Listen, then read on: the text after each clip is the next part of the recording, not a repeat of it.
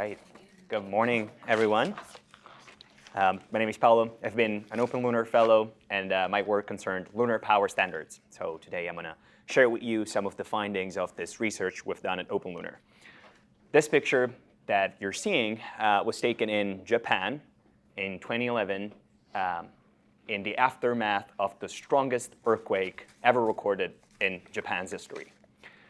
This is specifically northeast Japan, and after, of course, all the damages caused by the earthquake, also power generator were damaged. And so a lot of areas from northeast Japan were basically running out of electrical energy. They could get energy from the southwest Japan, which was not as damaged as the other part stranded by the earthquake.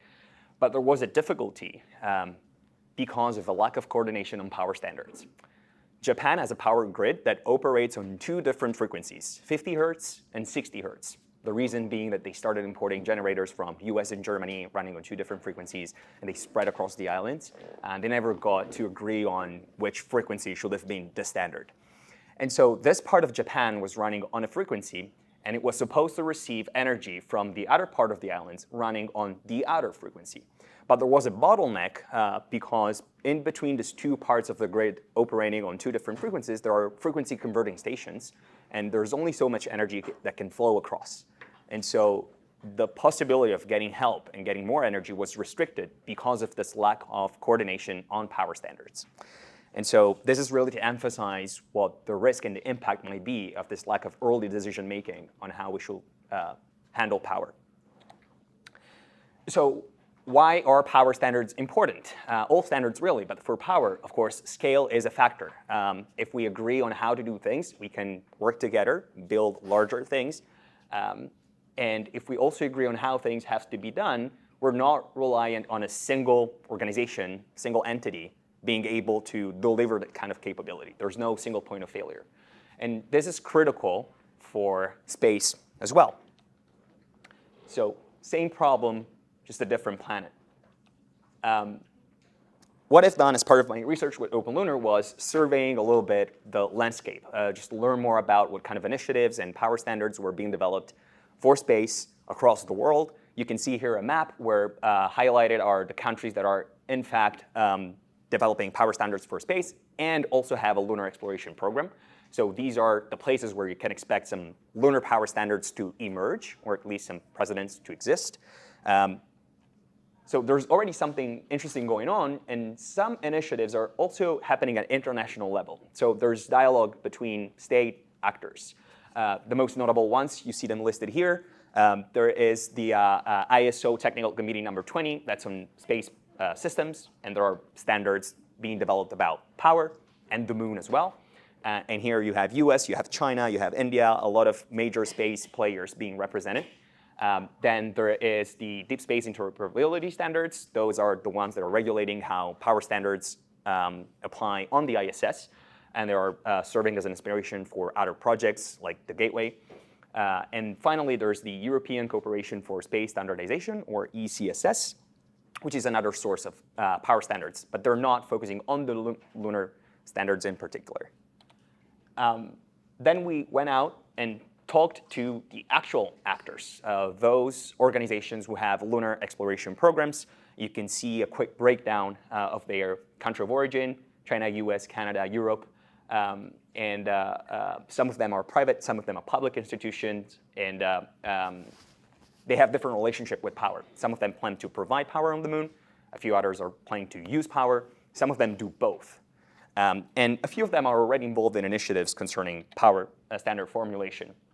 We have explored mainly two things. What are the technical areas where a standard will be required? So what do we make standards about? And the second is, what will drive the adoption of such standards? What are the main motivation behind that? And so you can see here the 8 areas we have identified. This do not reflect something that was somehow officially supported and endorsed by this organization, but it's more like a synthesis of what we've learned talking to them and exploring their needs and the gaps. And so I'm not going to go into the detail, but happy to talk more. These are technical areas where new standards are expected to emerge or are considered to be potentially very useful according to their exploration plans. And what would drive the adoption? This is key, of course, for a standard to be meaningful. It has to be adopted by as many people as possible, right? So the reason for the yes is that reduces cost and complexity.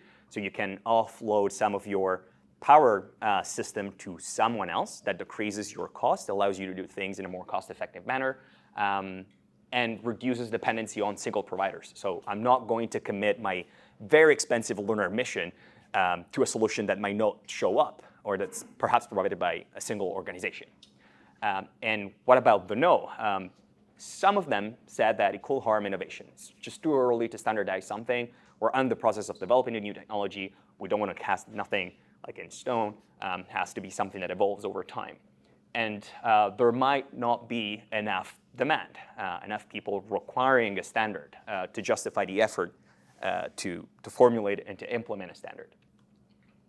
So what's the core issue?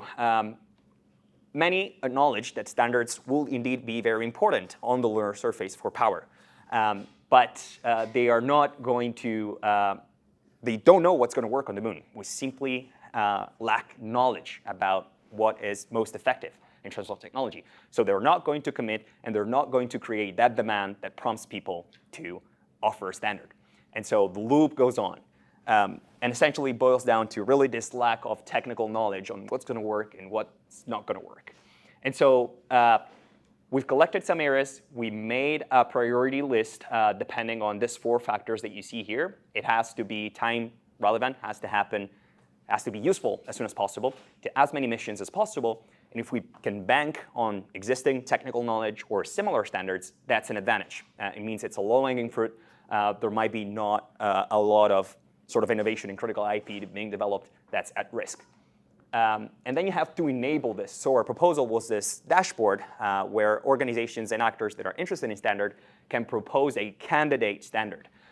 So something that they're developing, you can see 2 examples here. There could be a candidate standard on a dust-tolerant electrical connector.